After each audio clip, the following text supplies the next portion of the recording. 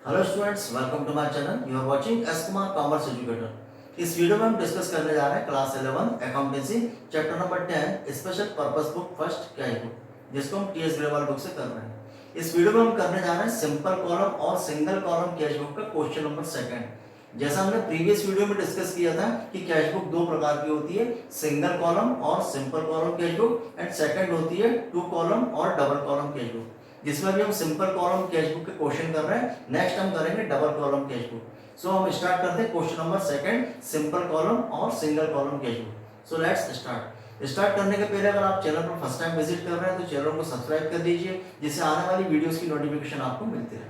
सो start करते हैं question number second. So question number second, prepare simple cash book of Gurman from the following transactions. नीचे कुछ transactions given है, हमें क्या करना है, उससे सिंपल कैश बुक हमें बनाना है। सो हम देख रहे हैं transaction number first, 2024 April 1 Gurman commenced business introducing cash. Business को स्टार्ट किया है कितना कैश के साथ, 2 लाख के साथ। जैसा हमने प्रीवियस डिस्कस किया था कि कैश बुक में क्या होता है, ओनली कैश रिलेटेड ट्रांजेक्शन की एंट्री हम लोग करते हैं। ओनली कैश रिलेटेड ट्रांजेक्शन का मीनिंग ये है कि अगर आपको कैश रिसीव होता है तो हम उसकी एंट्री करेंगे, और कैश अगर आपने पेमेंट करी है तो उसकी एंट्री हम कैश बुक में करते हैं। क्रेडिट ट्रांजेक्शन की एंट्री हम कैश बुक में नहीं करते। मीन्स अगर कैश इनवर्ड हुआ है, कैश इंक्रीज हुआ है तो उसकी एंट्री होगी, या फिर कैश आउटवर्ड हुआ है, कैश आपने पेमेंट किया है तो उसकी एंट्री हम कैश बुक में करते हैं। तो यहाँ पर ट्रांजेक्शन नंबर फर्स्ट, यहाँ पर रिसीविंग कैश रिसीव को हम कहाँ लिखते हैं, डेबिट साइड में। ये वाला साइड कौन सा होगा आपका, डेबिट साइड। इस साइड को क्या है, ये डेबिट साइड, एंड ये वाला साइड कौन सा है, क्रेडिट साइड। या इसको हम बोलेंगे कैश बुक के लिए क्या है कि रिसिप्ट्स। ये कौन सी है, रिसिप्ट्स।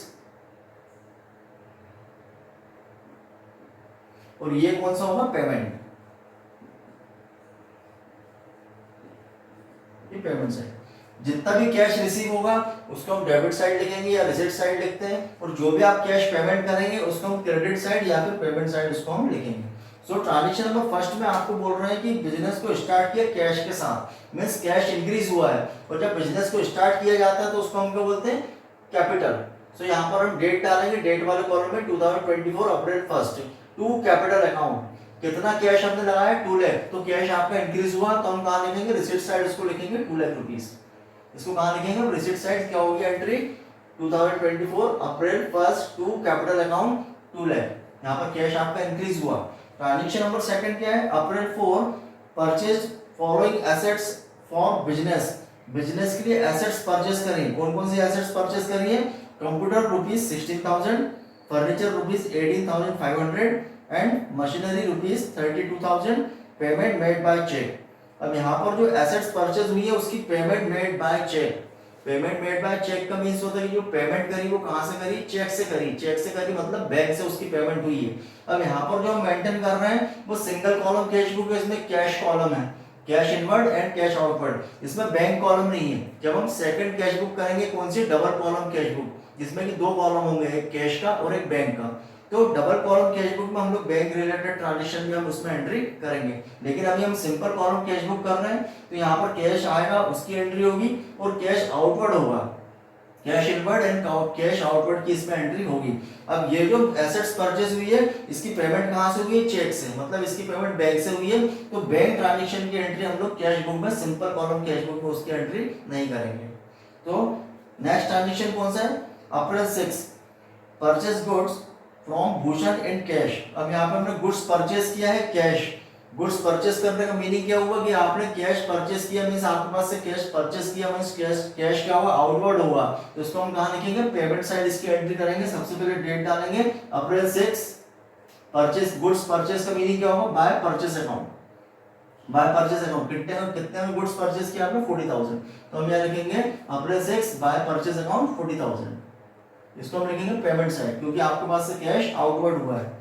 नेक्स्ट बोल रहे हैं अप्रैल 8 paid wages for installation of machinery. Machinery के इंस्टॉलेशन के लिए क्या हुआ है, पेड वेजेस को पेड किया है।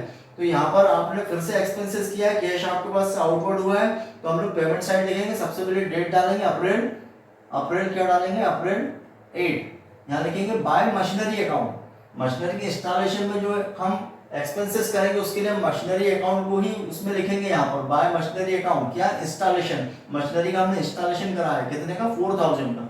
4000 आपके पास से क्या हुआ? आउटवर्ड हुआ, तो हम क्या लिखेंगे? पेमेंट साइड लिखेंगे। क्या एंट्री होगी? Operate 8 bye machinery account installation, bracket में लिखेंगे इंस्टॉलेशन के लिए हमने एक्सपेंसेस किए, कितने? 4000, पेमेंट साइड इसको लिखेंगे। नेक्स्ट क्या बोल रहे हैं आपसे? अप्रैल 12 कंप्यूटर रिपेयर चार्ज, कंप्यूटर को रिपेयर करवाया, कंप्यूटर को रिपेयरिंग करवाया में समझे जो एक्सपेंसेस किए वो किसके लिए किए? रिपेयरिंग हमने करी है, रिपेयरिंग करा मतलब आपने एक्सपेंसेस किया, तो यहाँ पर हम डेट डालेंगे अप्रैल 12 बाय रिपेयर चार्जेस, एक्सपेंसेस आपने किए, क्या लिखेंगे? अप्रैल 12 बाय रिपेयर चार्जेस अकाउंट, कितना रिपेयर का आपने कितना एक्सपेंसेस किया? 1900, ये भी आपके पास से कैश आउटपुट हुआ, इसको भी हम पेमेंट साइड इसको लिखेंगे। नेक्स्ट क्या बोल रहे हैं? अप्रैल 15 पेड वेजेस, अप्रैल 15 में 3 ट्रांजैक्शन आपको गिवन है, paid wages, purchase posted stamps and paid for stationery, तीनों एक्सपेंसेस हैं। वेजेस पेड किया है, second purchase posted stamp purchase किए हैं, और थर्ड है पेड फॉर स्टेशनरी, तीनों एक्सपेंसेस है अप्रैल 15 में। एक्सपेंसेस को हम कहाँ लिखेंगे? पेमेंट साइड लिखेंगे। कैश आपके पास से आउटवर्ड हो रहा है, कैश आपके पास से जा रहा है, तो उसको हम कहाँ लिखेंगे? Payment side. यहाँ लिखेंगे अप्रैल 15, अप्रैल 15 में क्या क्या किया? वेजेस पेड किए, पोस्टेज स्टाफ हमने परचेस करी और स्टेशनरी हमने परचेस करी, 3 एक्सपेंसेस किए, तो लिखेंगे by wages account, by postage stamp and by stationery account. कितना कितना एक्सपेंसेस किया? वेजेस हमने दिए 15000, पोस्टेड स्टाम्प कितने की? 150 रुपीज, एंड स्टेशनरी में कितना हमने एक्सपेंसेस किया? 2700, तीनों एक्सपेंसेस उसको हम कहाँ लिखेंगे? Payment side. नेक्स्ट बोल रहे हैं अप्रैल 19 sold for cash half the goods purchased from Bhushan to Anil at a profit of 25% and allowed him trade discount of 5%। अप्रैल 19 में आपसे बोल रहे हैं कि sold for cash half the goods, goods हमने सोल्ड किया है, मींस गुड्स हमने बेचा है, कैसा बेचा? कैश बेचा है। अब कैश हम गुड्स सोल्ड करेंगे तो हमारे पास कैश इनवर्ड होगा, हम गुड्स को सोल्ड करेंगे तो कैश हमारे पास इनवर्ड होगा, कैश हमारे पास इंक्रीज होगा। कितना गुड्स सोल्ड किया? जो भूषण से परचेस किया था, भूषण से कौन सा गुड्स परचेस किया था? यहाँ ऊपर आपको गिवन है अप्रैल 6, यहाँ पर गिवन अप्रैल 6 में हमने परचेस किया था भूषण से, कितना परचेस किया था? 40,000 का। कितना का परचेस किया था? 40,000 का। वो बोल रहे हैं उसमें से हाफ गुड्स को सोल्ड कर दिया। अब 40,000 का हाफ सोल्ड कर दिया, मींस कितना सोल्ड कर दिया है उसको यहाँ हमने वर्किंग नोट पे किया है। वर्किंग नोट अप्रैल 19, अप्रैल 19 में जो ट्रांजेक्शन हम एंट्री कर रहे हैं उसके लिए हमने क्या करा? उसका यहाँ पर उसके लिए हमने वर्किंग नोट बनाया है। कौन कौन क्या है वर्किंग नोट में? जो भूषण से परचेस किया था, भूषण से कितने का परचेस किया था हमने? 40,000 का। अब 40,000 का जब गुड्स हमने परचेस किया है तो उसका हाफ सोल्ड किया है। अब हाफ सोल्ड किया मतलब कितना सोल्ड किया? परचेस फ्रॉम भूषण 40,000 का तो उससे हमने परचेस किया, अब इसका हाफ कितना होगा? 20,000 गुड्स को हमने सोल्ड किया, उसमें भी बोल रहे हैं कि जो 20,000 सोल्ड किया है, 40,000 का हाफ कितना हो? 20,000 का गुड्स हमने सोल्ड किया, कितना उस पर प्रॉफिट है? 25%। सो 20,000 का हम क्या निकालेंगे? 25% हम प्रॉफिट निकालेंगे। 20,000 का 25% कितना होगा? 20,000 मल्टीप्लाई बाय 25/100, इसको हम कैलकुलेट करेंगे तो कितना आएगा? 500। मींस जो 20,000 का गुड्स है उस पर 5,000 का प्रॉफिट हुआ, तो टोटल कितने में सोल्ड किया? 20,000 तो उसकी कॉस्ट है और प्रॉफिट कितने का हुआ? 5,000। टोटल कितने का सोल्ड हुआ? 25,000 का विद प्रॉफिट। प्रॉफिट मिलाकर कितने में सोल्ड हुआ? 25,000 का। अब उस पर बोल रहे हैं कि ट्रेड डिस्काउंट भी है 5%, ट्रेड डिस्काउंट प्रोवाइड किया कितना? 5%। तो 25,000 का हम लोग क्या निकालेंगे? ट्रेड डिस्काउंट 5% निकालेंगे, 25,000 मल्टीप्लाई बाय 5/100, तो कितना हो जाएगा? इसको हम कैलकुलेट करेंगे तो आएगा 1250, ये है ट्रेड डिस्काउंट। मींस 25,000 से हम लोग डिस्काउंट को माइनस करेंगे, 25,000 जो है अमाउंट उसमें से हम क्या करेंगे? 1250 को डिस्काउंट को माइनस करेंगे तो कितना आएगा? 23,750। अब यहाँ पर जो हमने गुड्स सोल्ड किया है, सोल्ड किया तो हमको कैश मिला है, कितना कैश मिलेगा? 23,750। अब कैश इंक्रीज हुआ है तो उसको हम कहाँ लिखेंगे? डेबिट साइड लिखेंगे, रिसिप्ट साइड लिखेंगे। April 19 to sales account, cash हमको कहाँ से मिला? गुड्स सोल्ड करने से, means sales account. April 19 to sales account, कितना आपको कैश मिला है? 23,750, उसको हम कहाँ लिखेंगे? रिसीविंग में लिखेंगे। नेक्स्ट बोल रहे हैं April 24 payment to carpenter for repair to personal furniture personal furniture को रिपेयर करवाने में उन्होंने एक्सपेंसेस किया है, रिपेयरिंग एक्सपेंसेस किया पर्सनल फर्नीचर को रिपेयर करवाने में। अब पर्सनल के लिए अगर बिजनेस ओनर पर्सनल यूज के लिए कोई भी कैश विड्रॉ करता है तो उसको हम क्या बोलते हैं, ड्राइंग अकाउंट, उसको हम क्या बोलेंगे, ड्राइंग। तो ड्राइंग में अब उन लोगों ने एक्सपेंसेस किया है, बिजनेस से एक्सपेंसेस हुआ है, तो उसको हम पेमेंट साइड लिखेंगे। सबसे पहले डेट डालेंगे अप्रैल 24 बाय ड्राइंग अकाउंट, इतना एक्सपेंसेस किया फर्नीचर रिपेयर कराने में 350। नेक्स्ट क्या बोल रहे हैं, April 26 paid for medical expenses of Shrimati Gurman. अब श्रीमती गुरमान, गुरमान कौन है, बिजनेस के ऑनर, यहाँ ऊपर दिया है Gurman commence business, means business के ऑनर कौन है, गुरमान। गुरमान ने बिजनेस स्टार्ट किया है, गुरमान कौन है, ऑनर है। अब यहाँ पर जो ट्रांजिशन में आपको थोड़ा ध्यान रखना है कि बोल रहा है April 26 paid for medical expenses of Shrimati Gurman, means जो गुरमान की वाइफ है उसके लिए मेडिकल एक्सपेंसेस किए हैं, खर्चे तो किए हैं, लेकिन किसके लिए किए, श्रीमती गुरमान के लिए। मींस ये क्या है, पर्सनल यूज। पर्सनल यूज के लिए जब भी कैश विड्रॉ होगा तो क्या कहलाएगा, ड्राइंग। तो यहाँ हम लिखेंगे अप्रैल 26 बाय ड्राइंग अकाउंट, कितना एक्सपेंसेस किया, मेडिकल एक्सपेंसेस कितना किया, पर्सनल 1800। तो यहाँ हम लिखेंगे 1800। यहाँ क्या लिखेंगे हम, अप्रैल 26 बाय ड्राइंग अकाउंट 1800। तो जो एक्सपेंसेस है उसको हम पेमेंट साइड लिखेंगे। नेक्स्ट बोल रहा है अप्रैल 30 paid for shop rent, shop का रेंट पेड किया, रेंट एक्सपेंसेस है, ये भी एक्सपेंसेस है, इसको भी हम पेमेंट साइड लिखेंगे अप्रैल 30 बाय रेंट अकाउंट, कितना रेंट पेड किया, 2500। सो आपने क्वेश्चन में क्या देखा कि जितना भी हमको कैश रिसीव हुआ है उसको हमने कहाँ लिखा है, उसको हमने डेबिट साइड लिखा है, रिसीट साइड लिखा है।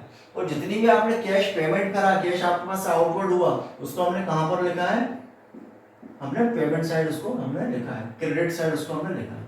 अब इतना हो जाने के बाद हम क्या करेंगे, रिसीविंग का हम लोग टोटल करेंगे। सबसे पहले रिसीविंग साइड का टोटल करेंगे, इनका टोटल करेंगे तो कितना आएगा, 2,23,750 आएगा टोटल।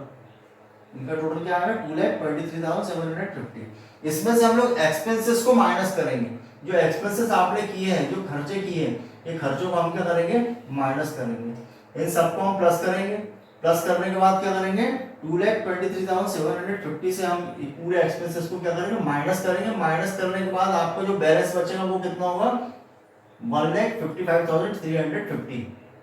पूरी जो रिसीविंग कितनी है आपके पास, 2,23,750 में से हम लोग एक्सपेंसेस, जो हमने पूरे एक्सपेंसेस किए हैं, इन एक्सपेंसेस को हम क्या करेंगे, पूरे एक्सपेंसेस को इस रिसीविंग में से माइनस करेंगे। और माइनस करने के बाद जो रिमेनिंग बचेगा उसको हम यहाँ लिखेंगे। वो रिमेनिंग कितना आपके पास बचेगा, 1,55,350। ये आपका बैलेंस होगा, इतनी रिसीविंग हुई और इतने एक्सपेंसेस हुए और इतना कैश आपके पास बचा है। इसको हम क्या लिखेंगे, अप्रैल 30 बाय बैलेंस कैरी डाउन। जो आपके पास बैलेंस बचा है रिमेनिंग, उसको हम क्या लिखेंगे, अप्रैल 30 बाय बैलेंस कैरी डाउन। कितना बैलेंस बचा, 1,55,350। अब इसका ओवरऑल टोटल लगाएंगे तो सेम आएगा, ये भी आएगा 2,23,750, ये भी आएगा 2,23,750। So this is solution of question number 2. Any doubt you can ask in comment section. Thanks for watching.